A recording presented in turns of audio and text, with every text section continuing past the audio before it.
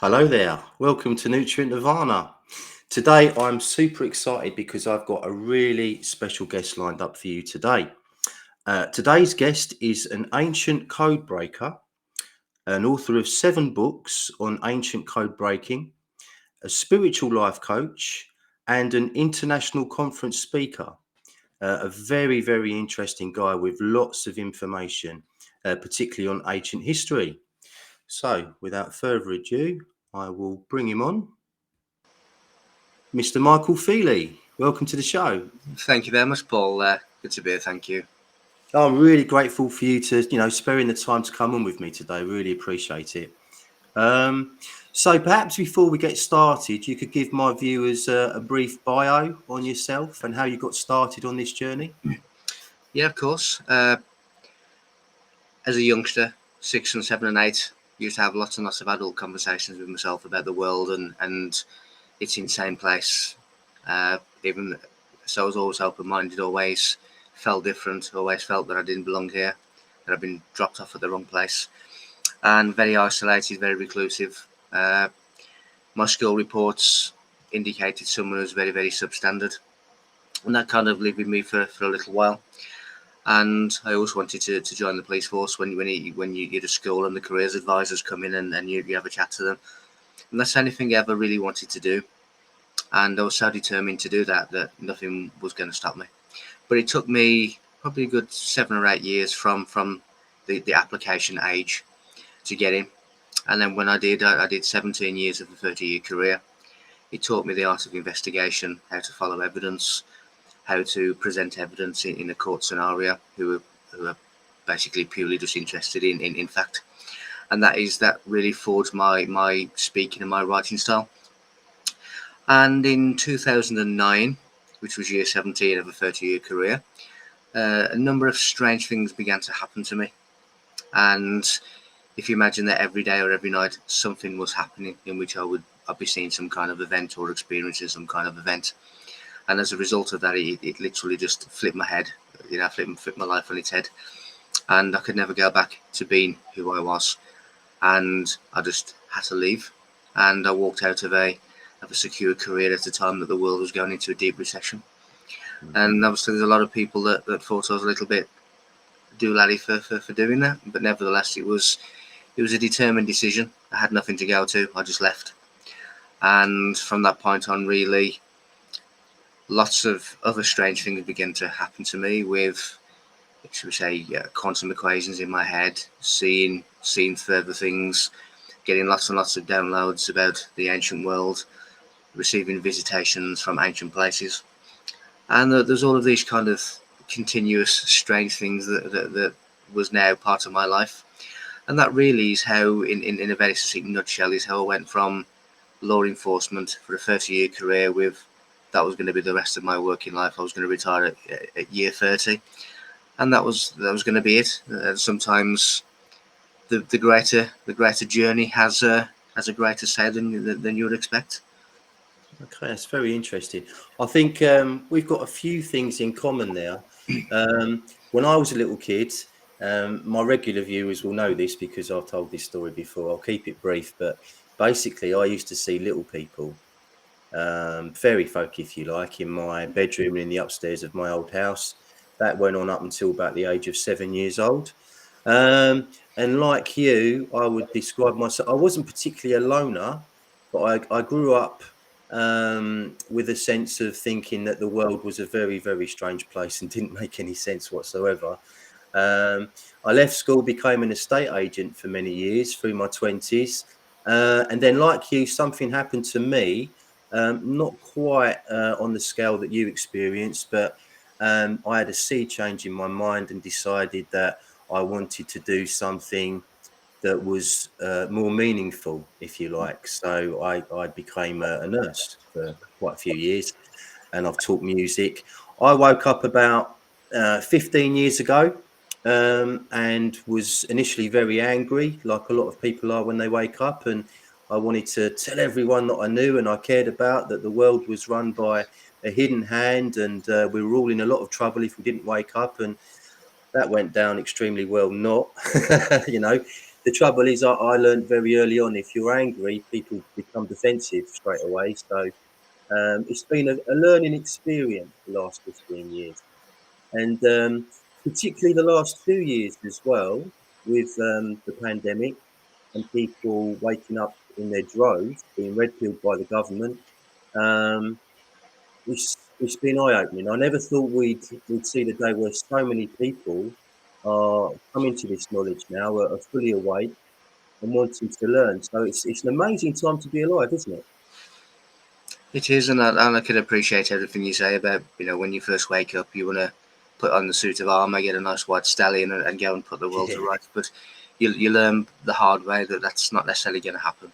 And the thing I learned is to help the people who are ready to be helped, and then it leads to less frustration, it leads to less controversy, shall we say? And yet it is a strange time to be in existence, and I'm Mm, sure in a deeper well of something somewhere, then I would have volunteered to do that. And knowing my character, I would have volunteered to be precisely at this time for this, and that's obviously coming to fruition, and I'm here. absolutely. Yes, as Charles Dickens once said, it's the best of times and the worst of times, and the strangest of times as well. So, yeah, it's a fascinating time to be alive. Mm. Before we dive deeply into ancient history, I'd just like to ask you three questions that are all connected to each other. So I'll ask you them all in one go, and then you can tell us what you think, basically. So I'd like to ask you, Michael, why is the world in the current state that it is? How did we end up being ruled over by a minuscule minority of psychopathic megalomaniacs? Yeah. And are we witnessing the final shift into their planned dystopian one world system? Right. Okay. So some good meaty ones there in one go. So the world state, the state of the world that we find ourselves in now is purely by design. Hmm. So when we both said at the beginning that the world didn't seem to make sense to us, it makes sense when you're the one pulling the strings, because that's exactly the direction that you want the strings to be pulled in. So the world is in a mess because it's been manipulated to be a mess. It leads on to the other part of the question: by who? We have what is known as an NAA, which is a negative alien agenda, and they use, should we say, earthly stooges in which to forward this agenda. Now, this agenda is what you may call, should we say, the matrix, the negative matrix, and that is really a binary code system of duality where people are imprisoned and they've been indoctrinated all of their life. Generation after generation have been told what to believe, how to think, how history is, and nobody ever questions the official narrative. So what Mm, you have is literally a lie plus a lie plus a lie plus a lie plus a lie plus a lie equals the illusion of truth. mm, And that is really what we have time and time again in the generations of humanity. So the world is in the state that it's in because there's a negative undercurrent that's making it that way, and it is programmed to believe, for us to believe that that is correct. mm. Now, in terms of why are we being ruled over, well, it sort of goes into to question one. We've allowed ourselves to be ruled over. We've allowed ourselves to be bullied in the playground. We've allowed ourselves to be lied to and deceived, and we've never questioned it. And that, again, when you get that kind of snowball effect, then it just becomes a larger and larger and larger snowball until Mm. eventually people can no longer see the truth. And when you actually point the truth out to them, it is so far removed from where they are consciously that they can never see it. Now, in terms of Absolutely. are we in the final stages? Yes, but in a positive way. You see, what we have is creation, which is sound. Creation comes from a vector space, which is lines and dots. But those lines and dots, when vector space rotates, it creates sound waves, which has created creation. So the whole of creation is sound. In the beginning was the word. So every sound has a shape. So when you see a number, a letter, a figure, a shape in nature, that is sound. Hieroglyphs, Nazca lines, crop circles, snowflakes, it is sound frozen. And this sound makes up dimensions and makes up timelines. We are stuck in the vibration of the negative timeline, and that is why the whole of the world is kept at a low vibrational ebb, because it locks you in to their matrix system. Mm-hmm. Now, the more and more people that begin to see and open their eyes and awaken to the negative agenda, it shifts the timelines. And when you shift the timelines and you make the transition from the binary code to the Trinity code, then you start to develop a unity consciousness, and then you change the future. So when you look at things, and there's many examples of these where the system, shall we say, has had plans for a future global way, and something along the line has either halted it or stopped it, and it has changed. Well, that is humanity changing the timelines. When we were all told that all of us were going to be vaccinated, we were all going to be requiring passports to go abroad and things, and that didn't happen. Why? Because we changed the timeline. So when you look at, is this the final stages? Yes, because we are going to change the timeline. And what we're seeing at the moment is the last desperate grip on control. But Fascinating. we are shifting timelines. Yeah. So I really do. That resonates very strongly. Everything you just said resonates really strongly with me. One thing I would like to draw attention to, something that you mentioned, was a negative alien agenda. So, at what point and how did you come? How did you come to find that, or you know, where's that come from in your research? Well, when you see with creation, you have to have a complementary half, a comparison. So as much as you have to have a positive, you also have to have a negative, and you also have to have a neutral.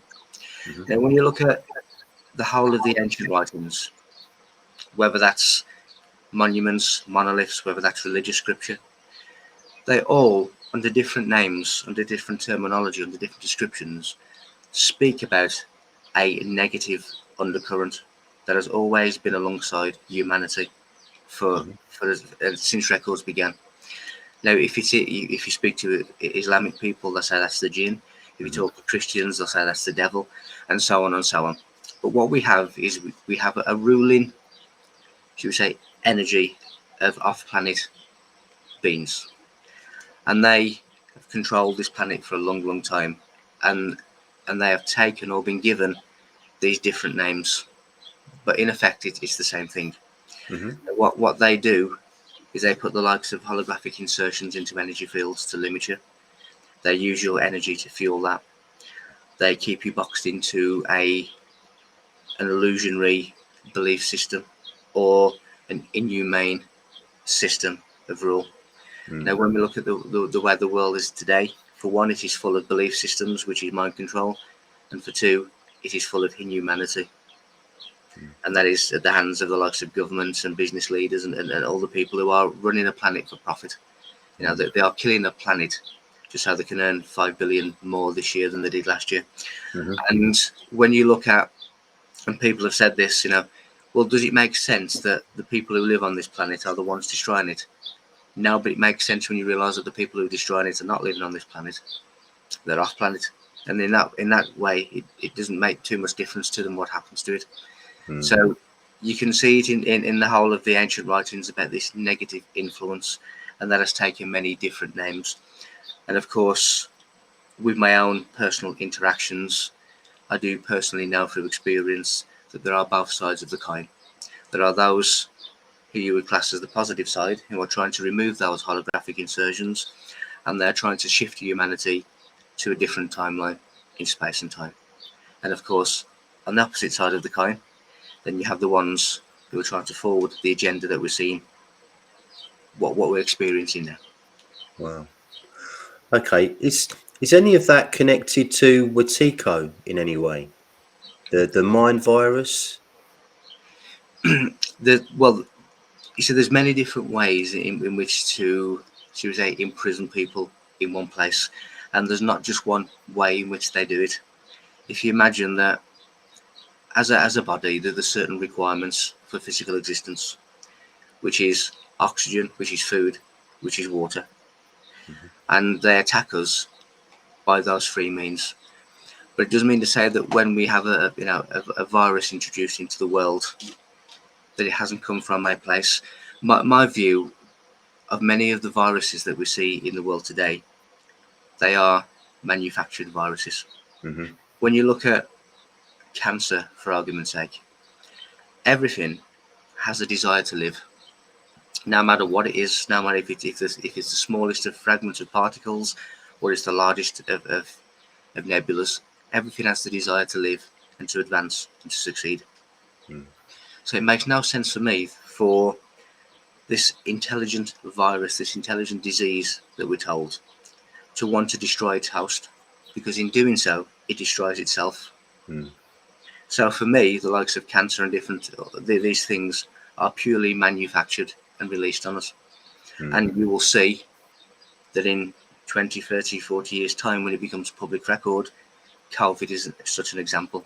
And there are other examples of 30, 40 years ago where things have been released on the population.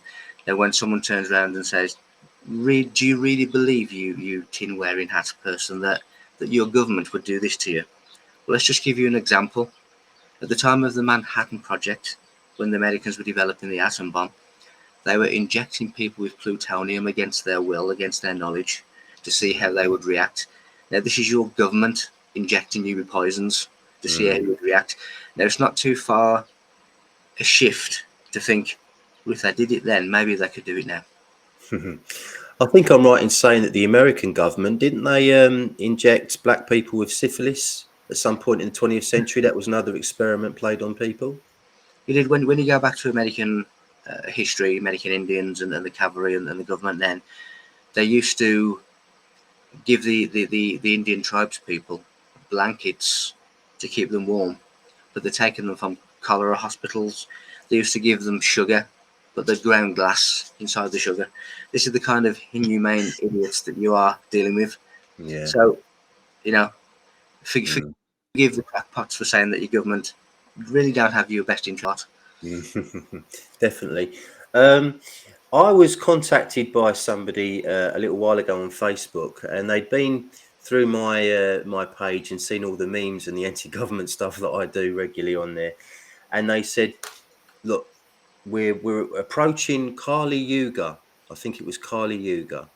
So there's no point doing what you're doing. We're about to enter into a very dark period for humanity. The best advice I can give you is to keep your head down.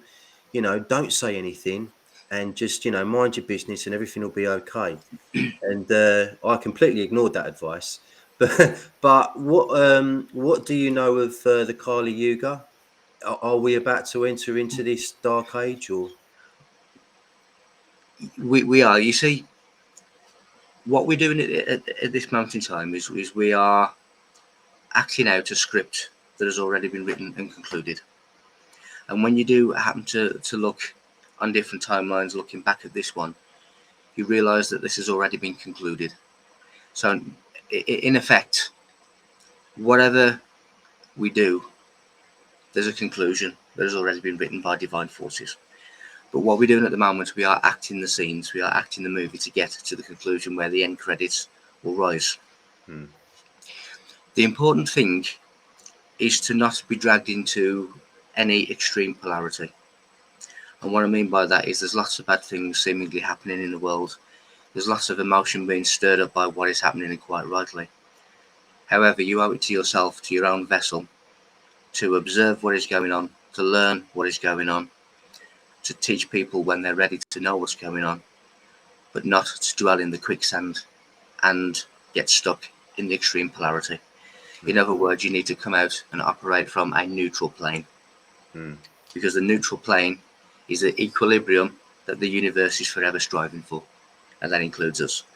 So that it becomes a problem when you get stuck in it and you get arguing for days and days and days, and you start getting angry and irritable and frustrated, and you're arguing and shouting at people, because that then is having the adverse effect on you, and you are keeping yourself locked in their vibratory matrix.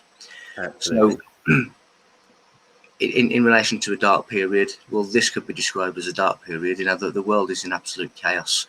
every and should we say by design, of course, but nevertheless it is in chaos. You have governments crumbling, you have strikes going on all over the place. There's absolute greater cost of living crisis coming, and all of these things really is going to be for a dark time. So yes, we are in a dark time. We're coming to greater dark times, but the thing is really is how you react to it is what defines you, and how you deal with it is what defines you, and how you deal with it defines your path from this point. Fantastic. That's brilliant. Okay, thanks for that. Just moving on slightly now. Something that I've wanted to ask you. I'm not sure if you've commented on this before or not. I couldn't find anything, so I thought, well, I'll just ask you and see what you say. So, if I say the word Tartaria to you, what do you make of this theory that's been around for about 5 or 6 years now? Before you answer, I've looked into it a fair bit since about 2017, and I've never been able to get myself off the fence, so to speak. So I can't really go one way. There are aspects of it that resonate with me, and there are other things that seem a little bit too far out there. And we're talking about, for anyone who doesn't know, we're talking about fairly recent history. The mud flood idea, I think people say that happened at some point in the 19th century. So we're talking fairly recent history. So, Michael, what do you think about Tartaria? The same really that I think depending upon what research you look into, depending upon what blogs you read or articles you read, really depends upon what you get. I have people say to me that Stonehenge was built in 1950. I've Well, heard. it wasn't, Mm, because I can prove mathematically that it wasn't, and I can align the mathematics of Stonehenge to the mathematics of the face on Mars, which has been there for many hundreds of thousands of years. So you can discount that straight away, but yet I could have a conversation with somebody who's convinced because they've seen some photographs mm, of stones being moved in the 1950s. And so again, it depends. There's lots and lots of ancient sites. There's lots and lots of ancient places. There's lots and lots of stories that have come from ancient times. You can look at the Anunnaki story and you can believe it, or you can look at it with some clear vision and say it means something else. You can look at the Bible and say, well, I can believe, that an 120-year-old man built a wooden ark, or I can look at it as meaning something else, metaphorical. mm, mm, And I do think that a lot of these stories from these lands are metaphorical stories that are indicating a greater potential. And that's the same with the pyramids, the Sphinx, Stonehenge, Göbekli, Tartaria, the Anunnaki story, the Easter Island story. All of these religious scriptures are telling us the same thing, okay. and it is all telling us about man's potential and man's inner illumination that he must aspire to. Yeah. And every single Bible character, every single Bible story, every single monument and monolith of the ancient past are telling you the same things. So what we need to do is look past the superficial story on all of this and look at its true meaning, which is we are all God potential. We are all the character the Bible calls Jesus Christ, because we have that inner illumination that we must resurrect within us. And all of these ancient things are telling us the same, Mm. every single one of them. Okay, that's very interesting. So you don't believe that 200, 300 years ago we had free energy on a global scale? I do, and we still have free energy, and the universe is full of free energy. We Mm, emit electricity ourselves. Our body emits enough electricity to power the United Kingdom, each of mm, us. So yes, there are. And when you look at the likes of Tesla, and you start looking at the mathematics of 3, 6, and 9, which relates to organic pi and solid pi and solar light pi and different things, it was indicating just that. So yes, I do believe that there is free energy, because that is what the universe is. mm, Nothing really is there to be paid for because it is free. Mm. And what fuels the universe? Electricity, magnetism, all of these different things. And if we're magnetism and we're electric and the universe is electric and it's magnetism, why are we paying for it? Exactly. Good question. I think it was JP Morgan, wasn't it, that said to Tesla, Yeah. where do we put the meter? Yes. You know, so Yeah. yeah. Okay, so let's move on now. Let's talk about UFOs. So I believe that you've had quite a few sightings, many sightings in your lifetime. Yes. Where do you stand on, you know, I've also seen UFOs as well on numerous occasions. Do you think that most of the sightings that people experience are man-made craft or alien craft? There's a mixture, Hmm. a definite mixture. When you look for me, when I talk about the positive alien agenda, they to me are advanced spiritual humans of the past. Now this has been alluded to when you have the likes of Rendlesham Forest, and it's uh, when one of the aircrew touched some strange hieroglyphs on the craft, and he just had a complete download of binary code. Now, when that binary code was deciphered, the first line was uh, "evaluate humanity." So they are us from the past, wherever the past may be. It is a parallel existence, but the positive ones are, in my view, advanced spiritual humans who are continuing this journey in a different star system because they have a different vibration, they have a different need when you surpass the frequency of Earth. When you look at a lot of the technology that we're not told about, and what I've always said is I've seen that so many UFOs, or what you would class as UFOs, Mm. in the night sky, in the daylight sky. I've seen them coming out of wormholes in the sky into this reality. But what I've always said, that I can't tell you who is piloting them. All I can tell you is that they are there, Mm. and I can tell you that there's some strange, unorthodox things that are there. Now, Definitely. some of that is, it has to be our own technology, to be our Mm. own military technology that we've taken from back engineering and whatever. But some of it is not. And again, in the interest of equilibrium, in the interest of universal balance, there has to be two sides of that coin. So, in answer to the question, it will be a mixture. It will be a Mm. mixture of our technology, because we have stuff that we're not told about, that we're never going to be told about. There's things going on in space, in our own atmosphere, that we're not being told about. There's potentially galactic wars going on up there, and we're involved in them, and we don't know. Mm. And there's the positive ones, there's the negative ones, there's the military back engineered ones. There are those who are even more spiritually advanced and don't even need UFOs or craft to travel, because they're intergalactic and they can just do it by other means. Mm. But it will be a mixture of all of those things. So some of them are definitely ours, and some of them are definitely not. Okay. Okay. Have you actually encountered an alien being before? Yes, Would you be able to tell us the story on that one? there's been a couple really, from both sides.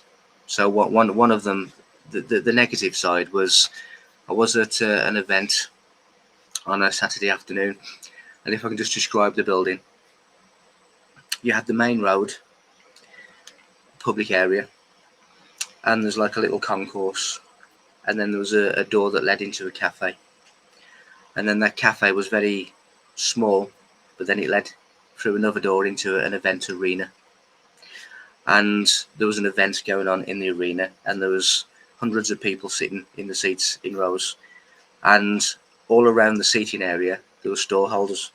So it was just jam packed, this event Mm. arena, and the only way you could get out was through a fire door the opposite side, which would mean walking in between people who were sitting down, or walking in between store holders to get Mhm. to the fire exit.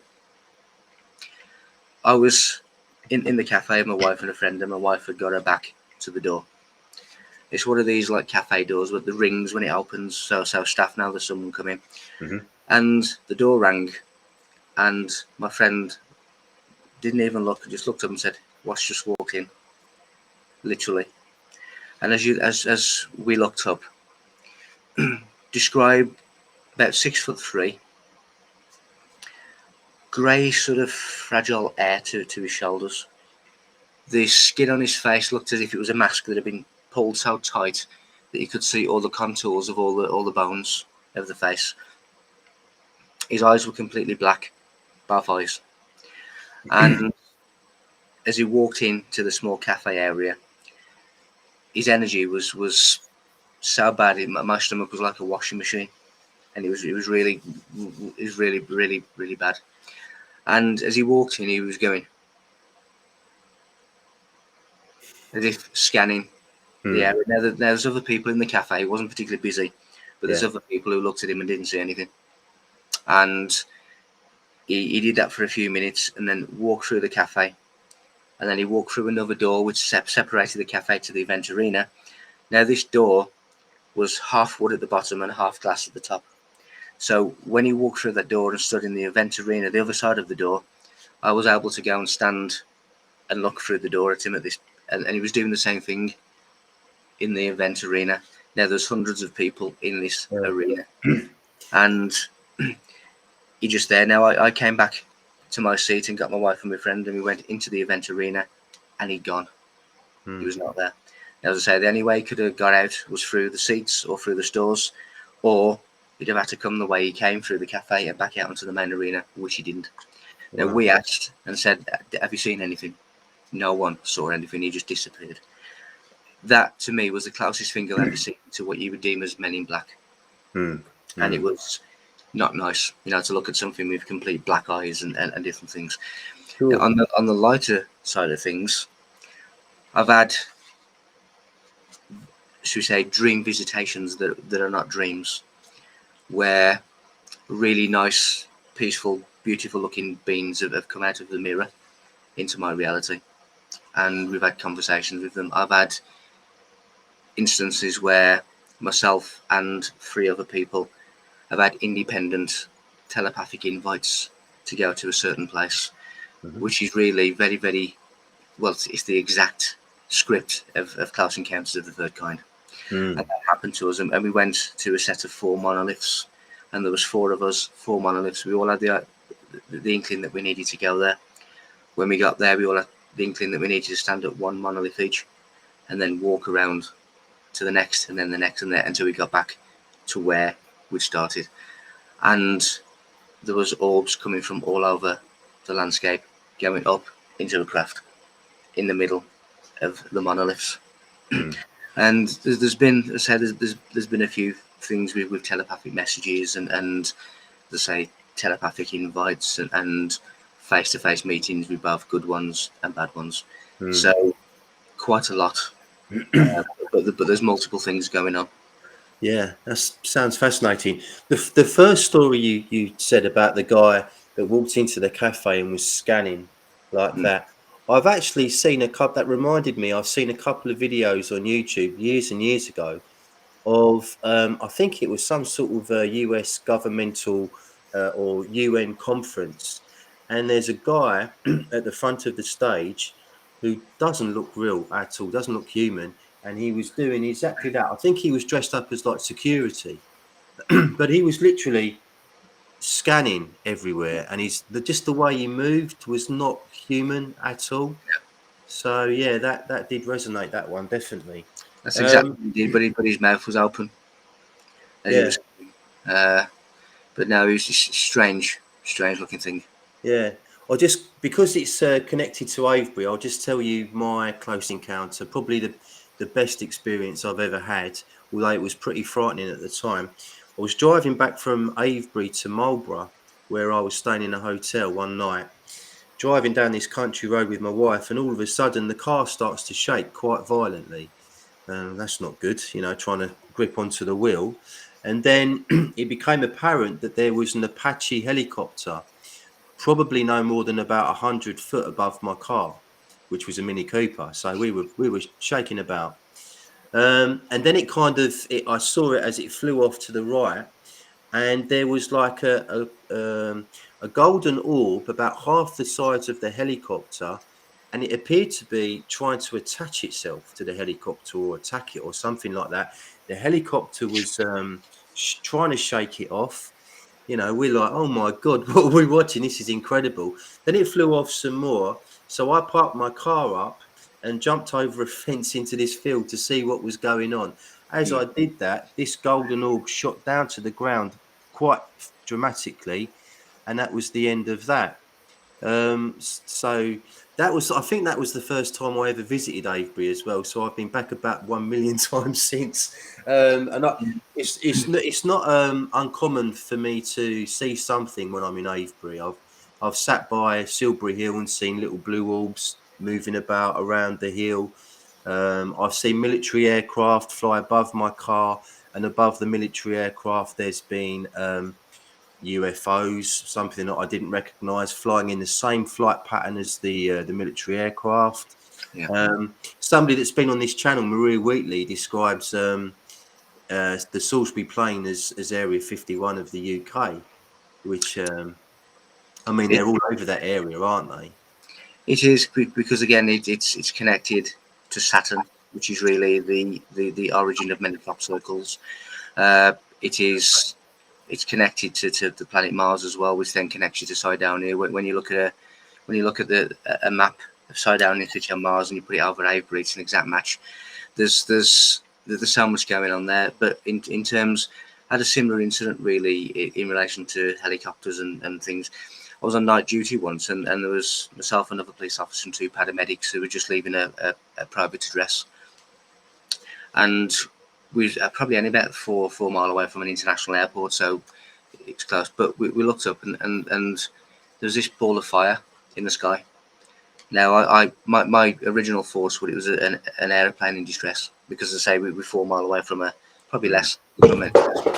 And the paramedic said, "What's that?"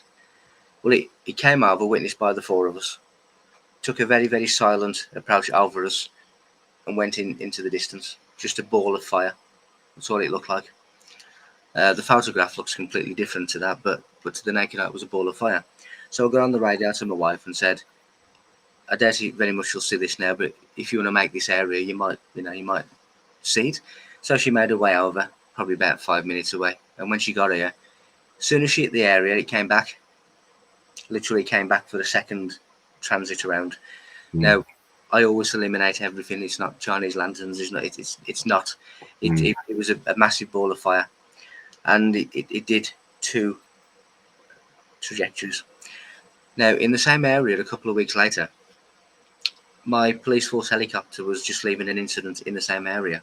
And as he was going back to this international airport, which was his base, he was followed by a ball of fire. And it was recorded on inboard cameras. It was all everything else. And the airport refused them permission to land until this had gone. So you now have the police helicopter that can't land anywhere. It's been denied permission to land. And it recorded all this. The logs were restricted. You have aviation authorities involved and all kinds of things. But they do. And then when you look at, the Foo Fighters of the Second World War and all of these orbs of light that are following the bombers, and there seems to be a pattern emerging in relation to this kind of phenomena. Definitely. It's a strange world we live in where so many people have these experiences. And yet, if you try and bring it up in everyday casual conversation, you get laughed at and, accused of being on drugs or something. But yet at the same time, it's so common. I've had about at least 10 sightings, at least that, of different things. So there's definitely something going on. Anyway, Michael, so you describe yourself as an ancient code breaker. And as I understand it, you've been able to date the pyramids, the Giza pyramids, using something called star codes. So could you elaborate on that for us, please? Yep, certainly. When you look at what is science, science really is observation and then the measurement of observation. Now, the first thing that man ever observed and watched was the stars. So the original science is really star charts and the zodiac and everything else. So the ancients, especially the Egyptians, had an ancient star code which later became the Hebrew lunar calendar, which was then hidden in the Dead Sea Scrolls, which was then hidden by the Knights Templars in Scotland. But based on this Egyptian star code and this star knowledge, I was able to date the Great Pyramid at 73,440 years of age. Well, that's the oldest dating I've ever come across before.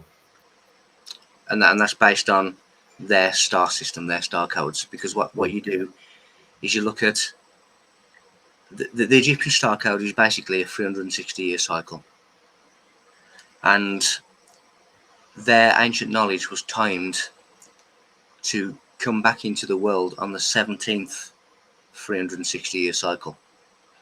Now that began in 2001 our time. So from 2001 our time is when this time capsule of ancient knowledge was timed to be reactivated. Wow. And 17 is important in numerous ways, really, in terms of knowledge and I've secrets. heard this. Isn't 17 connected to the Giza pyramid, the Great Pyramid's entrance? Yeah, Yes, that's connected to 17, isn't it? there's lots. If you look at the entrance to the Great Pyramid is on the 17th level. Hmm. Now, when you add up the numbers 1 to 17, 1 plus 2 plus 3 plus 4, it equals 153. Mm-hmm. Now, 153 is important because it relates to Magdalene, it relates to Christ, it relates to the amount of steps in the Grand Gallery, the amount of feet that it is. It gives you 1 plus 5 plus 3, which then gives you 9, which then goes into Tesla and goes into the 9 towns and that created the universe. So we have a lot of references to 253 to 17 to 9 in there. But when you look at this kind of system, it tells you their age, which is what I've done. So it's 73,440 years of age as a Great Pyramid. Now, when you look at the original Bible, or what we accept as the Bible, it is really the Giza Plateau. So the Sphinx of Egypt is the Book of Revelation. It contains the Book of Revelation, which is the end times, which is when the line of Judah returns, and so on and so on. But yes, it's a very, very old monument, very, very old monument. It is really the epicenter of the grid lines of Earth. And when you look at the grid lines of Earth, which are sometimes called dragon lines, or dragon nodes, or dragon eggs, you are looking at the George and the dragon of myth, because George is the cleanser of land, or the land worker, and the dragon lines are the ley lines, the magnetic ley lines that all of these spiritually designed buildings sit upon to harness this energy. Now you have the guardians of these, who were the Templars, and you had rituals in the likes of Roslin Chapel that were bringing energies from the god worlds that were connecting into the chalice points. Now these chalice points are where we see the domes around the world, St. Paul's Cathedral, Washington DC, the Vatican. They mark the intersections of ley line energy, which are also portals. Now, when you get in this godlike energy coming into the chalice points, and you look at the sonic blueprint of creation, you then have the chalice and the Holy Grail. That is what it is, and that is why the Knights Templars are the guardians of the Grail, because they are the guardians of the grids. Sorry to just digress slightly from what you're saying, but as soon as you were saying that about the domes and the energy, that immediately took me back to Tartaria again, because a lot of Tartarian architecture has domes, and that they were using antiquitech to harness energy from the ether. So again, that's all connected, isn't it? That's It is. very, very interesting. And what that's doing is activating the planetary initiation, the planetary grid.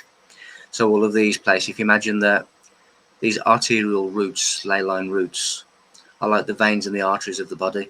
And you have the heart that pumps the blood around. But in the same vein, no pun intended, you have the likes of the Great Pyramid. This is pulsating this energy throughout the veins of the world. And that is your ley lines. And yes, the intersections are portals, but they are marked with your domes, with your dragon eggs. And they are that is the sacred Holy Grail that people don't seem to know what it is. Wow.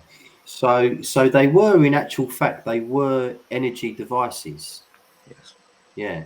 That's one of several things. Again, they were all energy creating devices. When you look at the Great Pyramid again, and I always refer to it because it is for me it is the epicenter. Now, when you have the shafts of the pyramid, and what they used to do is they used to introduce two opposing forces in the shafts. Now, when these opposing forces passed, it created a tension that created a thunder and lightning inside the Great Pyramid, and people have heard and seen this.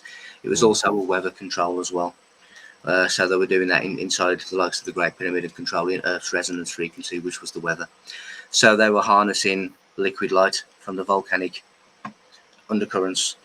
Now, when you look at the Great Pyramid, it is 980 feet down in tunnels. Now, that is almost the height of the Eiffel Tower down. And that is accessed by secret doorways that you can't open unless you use the correct word in the correct tone at the correct time, which is either 7 or divisible by 7, which is the key number of the third dimension. And when you do, you see different rooms that are also sealed, that are voice activated doors that contain the whole history of humanity from year dot to the future. And yes, they are energy harnessing, they are portal makers, they are significant of divinity within matter. So the pyramid shape, if you imagine that the 0 point, which is the universe in a dormant state of infinite potential at any given moment, but it is in a dormant state, it is 0 point. Now, if you move a dot in any direction, it becomes a line.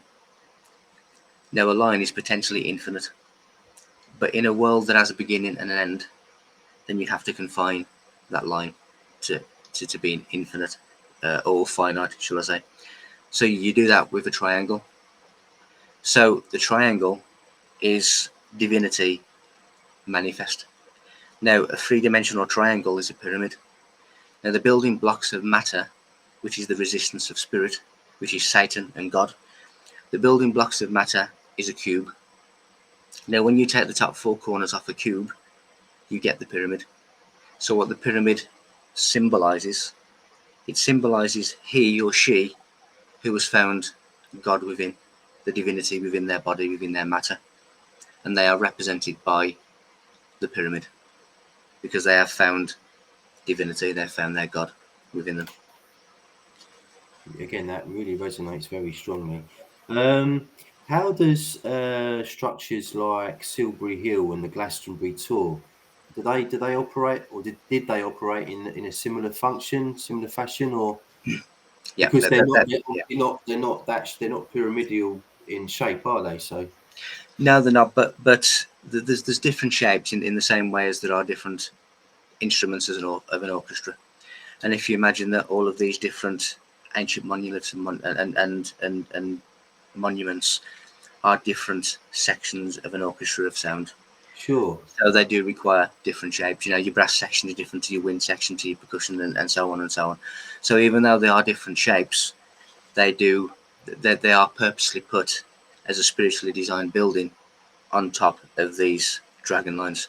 And that is the Sorry, same Michael, but do they also correspond to different planets, depending on what shape they are?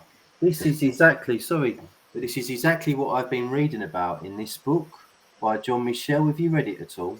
No, I have my views on what Atlantis is, rather than being a continent. But yes, you see, what you have in the ancient system is what is known as the planisphere.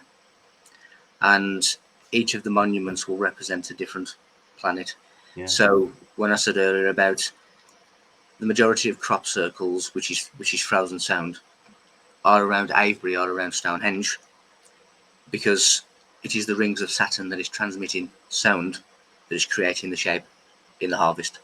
Now, Stonehenge is aligned to Saturn, and it is an aerial. It is a receiver transmitter aerial, and that is why a lot of the crop circles, 9 out of every 10 of them, is around that area. And if you imagine the rings of Saturn as guitar strings, in an hour and 29 minutes, he gets from there to Wiltshire as a sound, which is then frozen. So yes, every one of them. And when you look at, again, Silbury Hill and the Altar of Witness on Cydonia, you know, Silbury Hill is really Earth and Mars, and that is why Avery is an exact map overlay of the Cydonian city on Mars. That is why when you look at the longitude and latitude coordinates of the face on Mars, it tells you how to precisely find Stonehenge. Stonehenge tells you how to find precisely the face on Mars. The Great Pyramid tells you precisely how to find the 5-sided pyramid on Cydonia, and so on and so on. So you have a longitude and latitude mathematical satellite navigation system. That's incredible. So that obviously leads me on to the question. I mean, if these structures were kind of as you describe it, they were in communication with similar structures on another Yeah. planet. They were all communicating with each other. Um, who built them? Well, you may have heard Maria. You mentioned Maria Wheatley. Talk about the Yeah. elongated skulls. Yes. Yes. Elongated skulls have been found at pretty much every significant sacred site in Hmm. Germany, Malta, Peru, Stonehenge, Russia, America, Egypt. Why is that? The elongated skulls gave something like a 25% increase in brain capacity. And as a result, it gave them endless amount of spiritual capability that far exceeds what we have now. They were called a race called the Sons of God. Now the Bible has changed it to the Son of God and made it into a one singular character, but it was the Sons of God.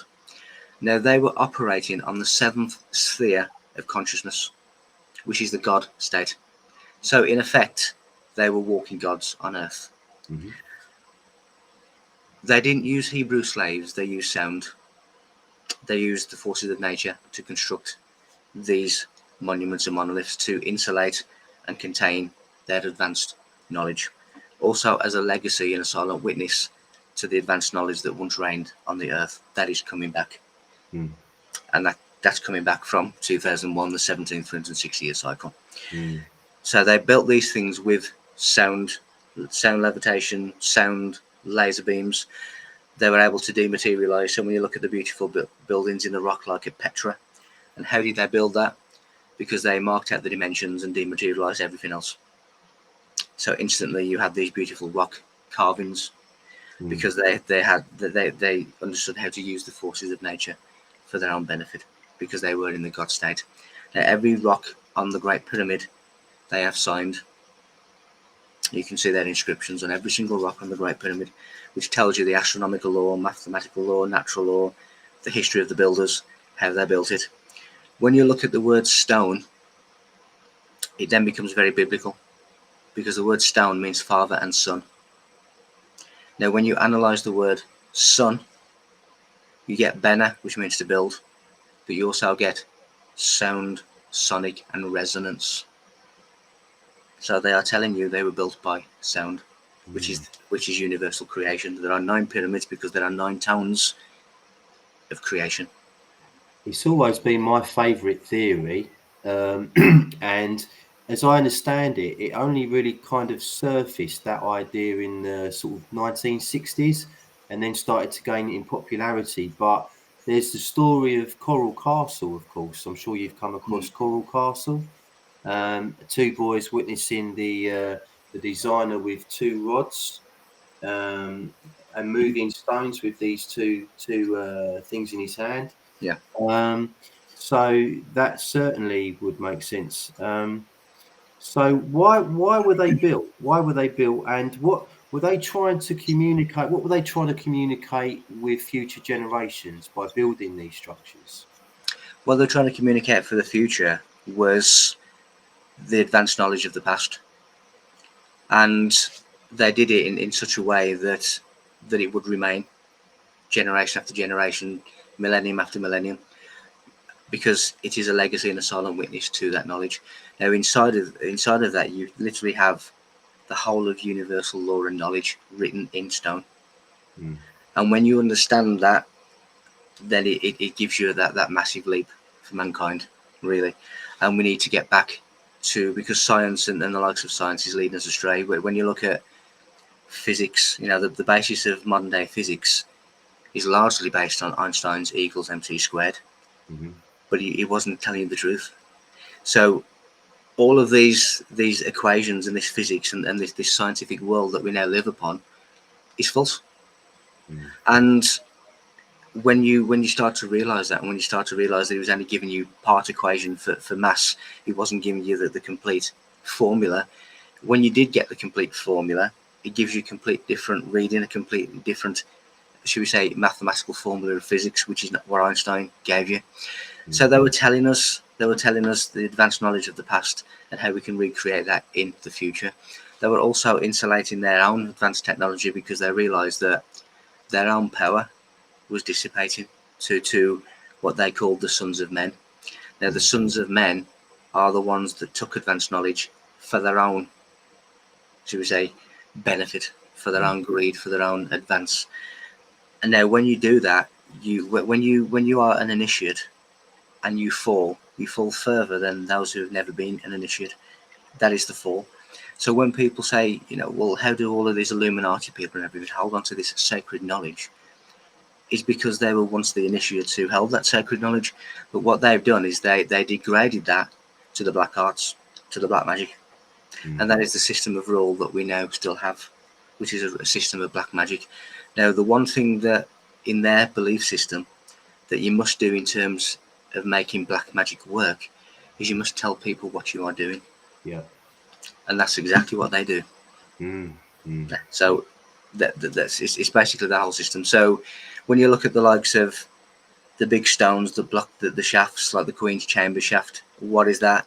It's to insulate this advanced technology, which is advanced human technology. It also has, should we say, ancient writings that are not from Earth there as well.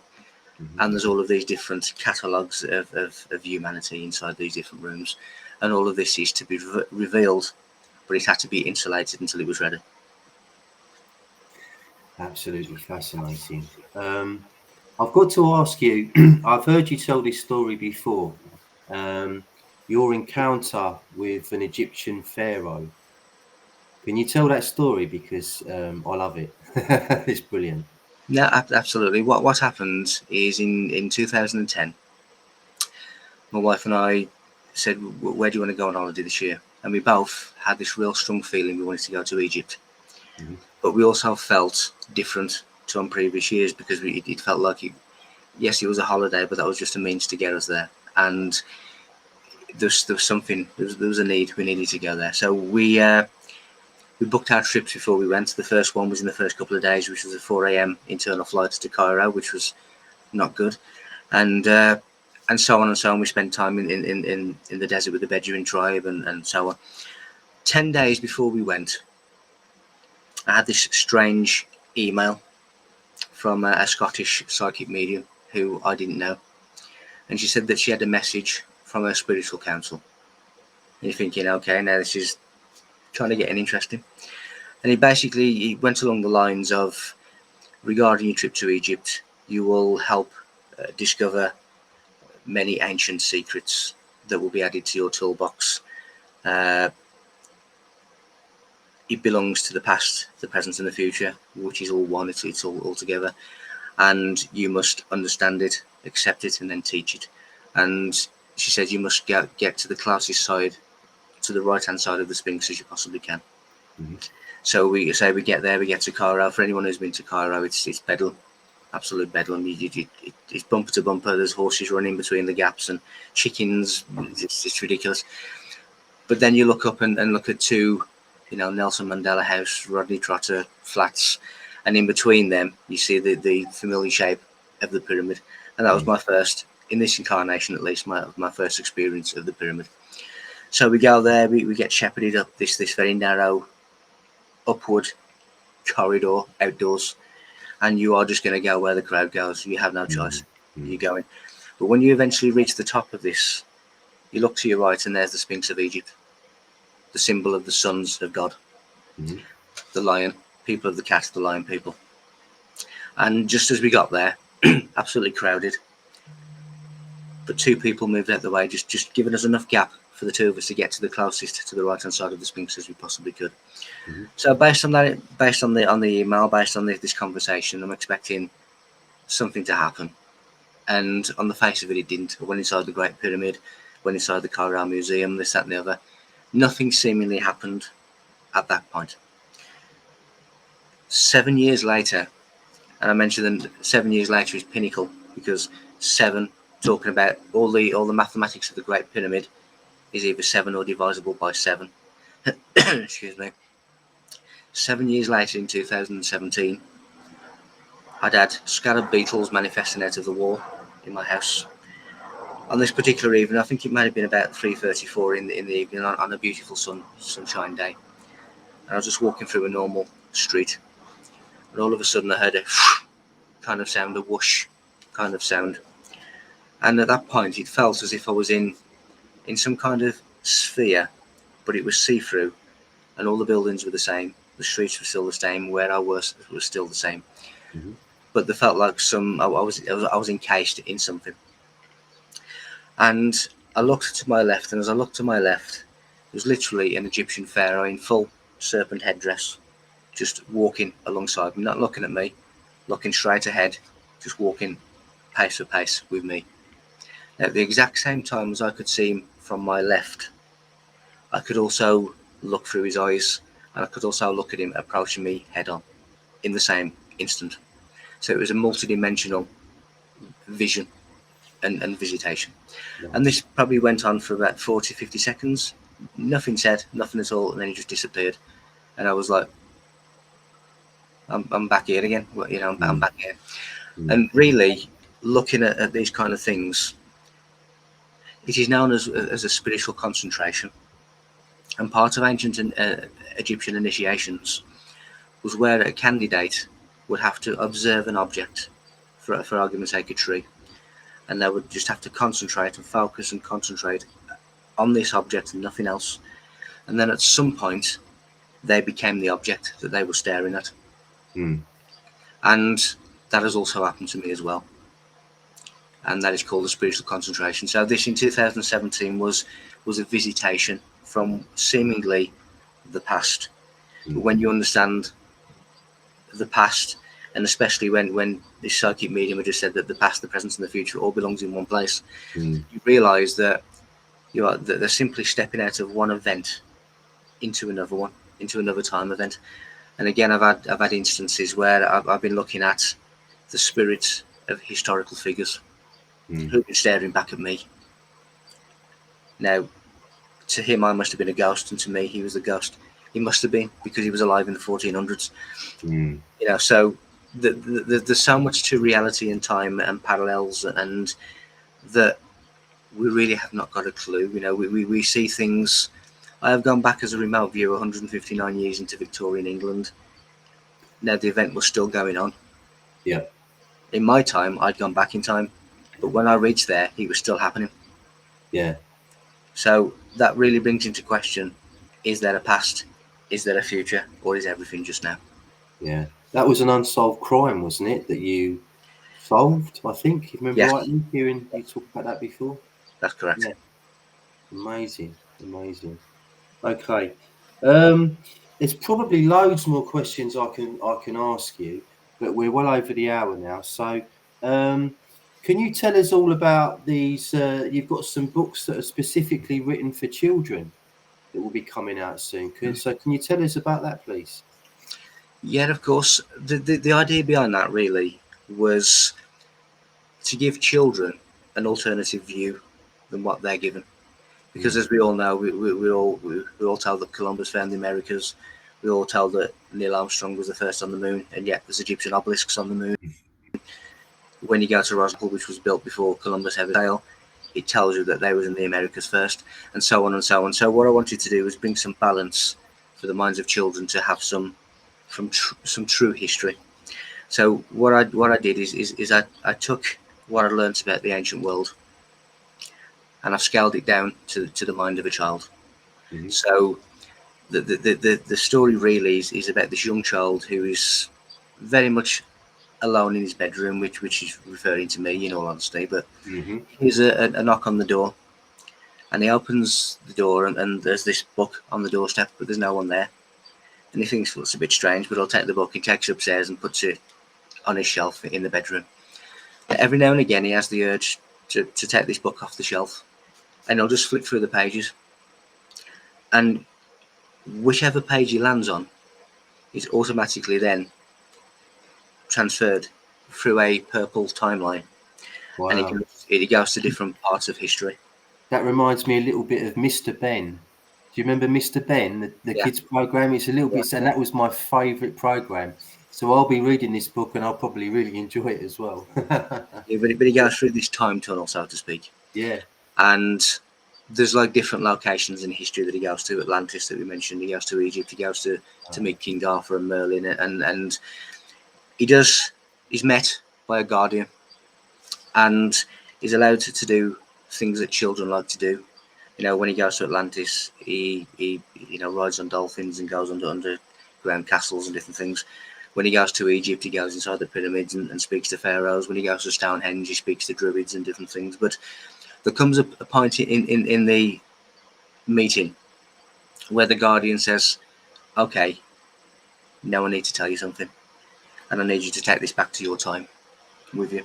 And then he goes into the real reason for these things, and all of a sudden, once he's done what he needs to do, he finds himself being tossed and turned in this purple portal, and then he's back on his bed and he's thinking, well, that must have been a dream. Surely that was a dream. And then he looks down and he's brought some physical artifact back with him on every occasion, so he knows that it was real. It was a real encounter, and that's basically the ethos of the story. So it goes. It's a children's story, and it shows the child having fun, but then it gets into, well, these are the real reasons that these things were built. This is what they really mean, and we need you to take you back to your time for the future. That's a fantastic idea, a brilliant idea. I wish I thought of that. That's a really, really good idea. And I can see that becoming a kids' program or a film. Definitely, that would be fantastic. So the best of luck with that. You've also got a book coming out on the pyramids as well, haven't you, in the near future? Yeah, it's going to be called Who Built the Pyramids, which speaks volumes in relation to what it's about. But it goes into not just the pyramids, but it goes into the tour of Glastonbury that you've already mentioned as well, and what that means, and pretty much everything in relation to what you would need to know from an ancient perspective, from a knowledge, from an esoteric, from a mysticism perspective. And it goes into who built the monuments, how, the kind of things that have been encrypted, why they're encrypted, what these different symbols mean, what these different races were, and it really answers all of the questions that have been hanging and malingering around for many thousands of years as to who, what, why, how. Fantastic. Can't wait to read that, Michael. Okay. Thanks so much for joining me today. Where can my viewers find you online and your books and stuff? The best place would be the website, which is michael-feeley.com. From there, you can log on to all the social media sites that I'm on, and just a click of a button. But you can get free blogs on there, newsletter subscriptions, one-on-one chats with me, and whatever. It's all on the website, so that's probably the best place to start. Okay, I'll link all that underneath the video.